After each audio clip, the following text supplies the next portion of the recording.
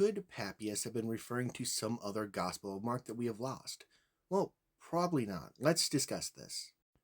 There are those who say that the Gospel of Mark that we have today doesn't quite fit with what Papias says. But is that really true? Now, one of the key things here is this idea that what Papias says is that Mark was written out of order. Does that actually apply to the Gospel of Mark?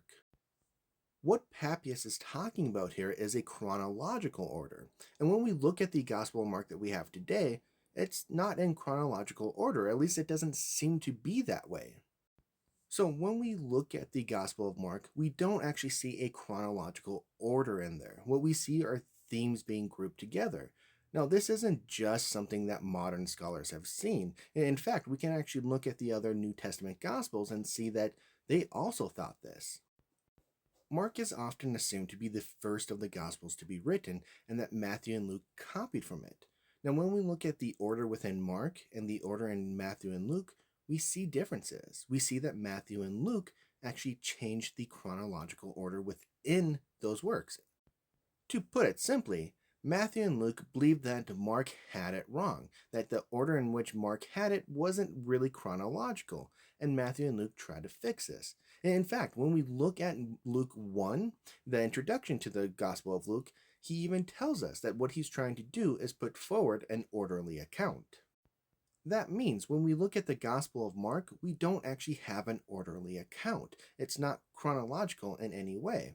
And that's exactly what Papias tells us about the Gospel of Mark. So we have really good reason to assume that this is the Mark he was talking about.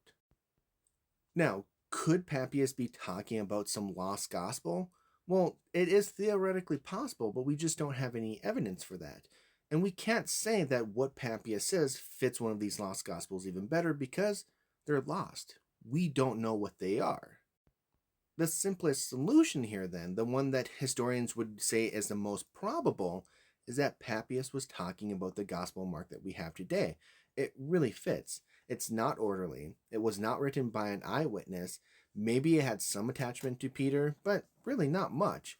And it's the one that we know existed at this time. It's something that we actually have. So really, there's no reason to assume that Papias was actually talking about a theorized lost gospel because we have one that actually fits what he said.